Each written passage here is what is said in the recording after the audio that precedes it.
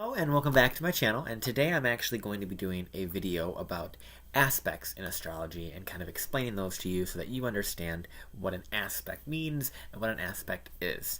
Okay, so before I get started, I did upload a basics of astrology video where I explain as much as I can about astrology and kind of break it down.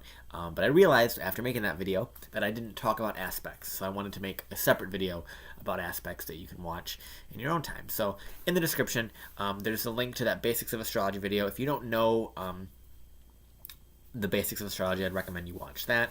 I also made a not as good video over 2 years ago about the basics of astrology, so you can watch that if you want to do that as well, but I wouldn't recommend it just because I learned a lot in the last 2 years about astrology, so I do know quite a lot more, and this updated video is much more thorough and much more in-depth, and it is a little bit longer, so there is a lot more juice and meat to it. So without further ado, let's get started on aspects. Okay, so I'm just going to assume that you already watched my basics of astrology video where I kind of broke down everything.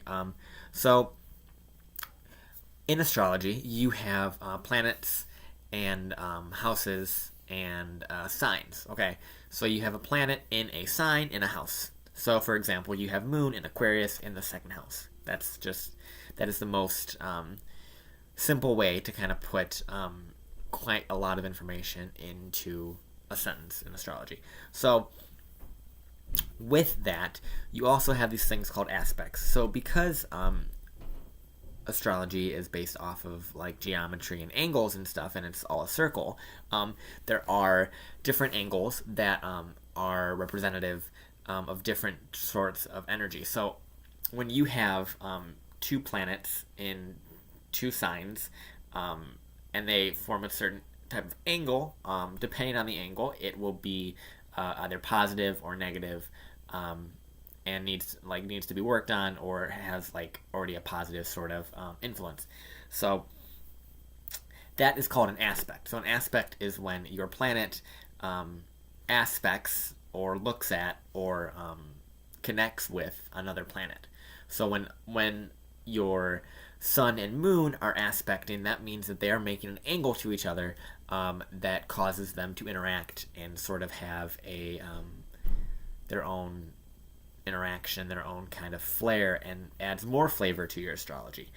So there is quite a lot to astrology. There's a lot of different depths and different intricacies to it, but the aspects are definitely very interesting, and they're something that I enjoy looking at because you get to definitely see how energy kind of plays out and what's stopping energy from flowing and how energy flows throughout your chart by looking at aspects. Okay, so the different types of aspects that we have. The most, not the most common one, but the simplest one is a conjunction. Then we have the opposition, we have the square, we have the trine, and we have the sextile. Okay, those are the most basic five angles that they use in astrology. There's also like biquintile, and like there's a bunch of weird ones that are just like more lesser known angles that aren't really used as much. I personally don't read into those angles just because I don't find them to be useful, because the bigger angles, the big five, conjunction, opposition, square, trine, and sextile, those ones are really the most common and the most used ones in astrology. So let's go and explain them. Okay, so conjunction. A conjunction is when two planets are within a certain degrees of each other, and then they're in the same sign or like just close together. So when there is a conjunction, and it does depend on the planet how far apart the conjunction can be. So a bigger planet like Jupiter has a wider range, or a wider orb, which is what it's called, to cause a conjunction. But smaller planets like Mercury and the moon don't really have that much of a range or an orb to be able to have a conjunction, so they have to be a lot closer to another planet to cause a conjunction. Okay, so conjunctions are when two planets are close to each other and their energy, as you could probably imagine, kind of merges. So when you have a conjunction, the energy between these two planets become one, and they become very similar, and they kind of merge together, and they express themselves in a very similar fashion. So conjunctions are like a focus of energy. There's very much a focus, a strong a strong energy in that particular degree or particular area or particular sign or particular house, whatever it may be, and that is a conjunction. Okay, so now we have opposition. So opposition, I'm sure you could figure that out, is two signs opposite each other.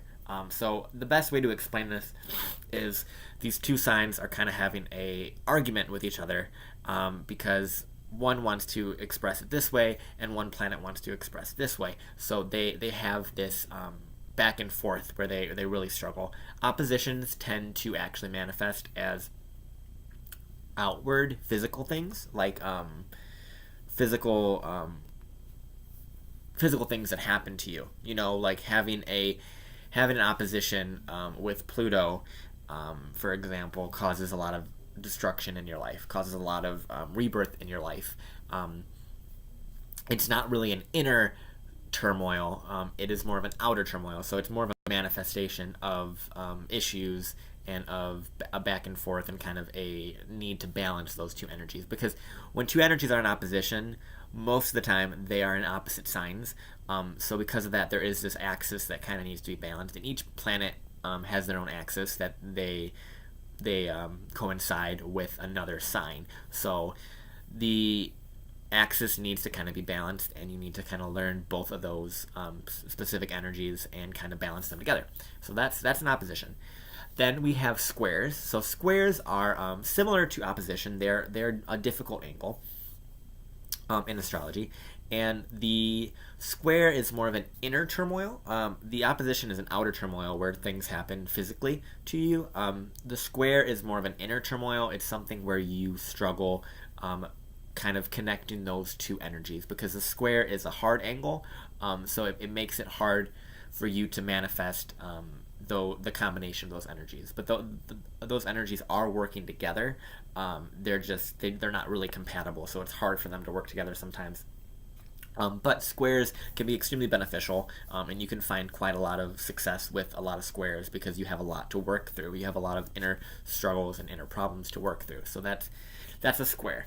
Okay, and then we have trines. So trines are a 120-degree angle, which makes a triangle. If you have three of them, it is a triangle, which is why it's called a trine.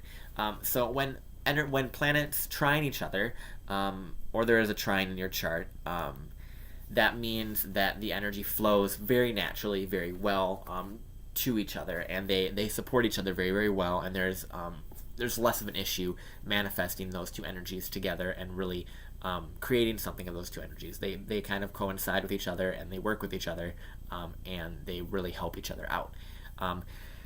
Now, the sextile is a 60-degree, I believe. Yeah, a 60-degree sign.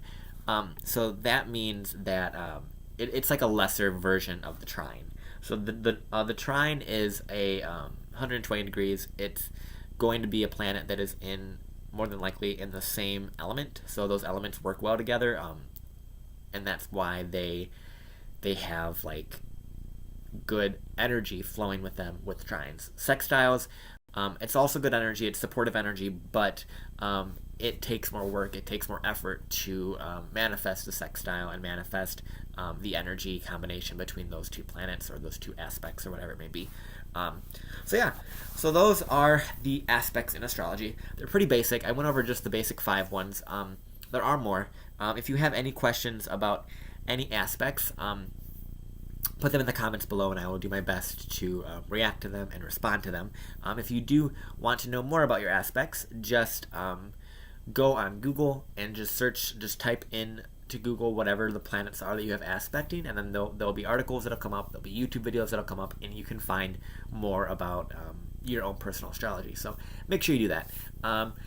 And like I like to say this in every astrology video, don't let any one aspect or one placement determine everything for you, because you are more than just one placement. You are more than just one astrological thing. You are a culmination of your entire astrology. So make sure that you take into account all of your astrology, because you are not just this one-dimensional person. You have all these different dimensions to you.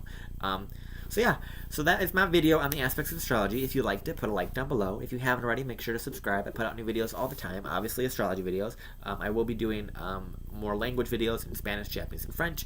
And then I have videos that I want to do about music as well as spirituality, and then business videos. So I kind of do quite a lot, but mainly I've been doing a lot of astrology lately because I enjoy it. So yeah. And if, like I said, if you haven't already watched my Basics of Astrology video, make sure to watch it. I'll put a link down below. Yeah, and you guys are great. I love you, and I hope you enjoyed this video, and I will talk to you guys soon. Bye.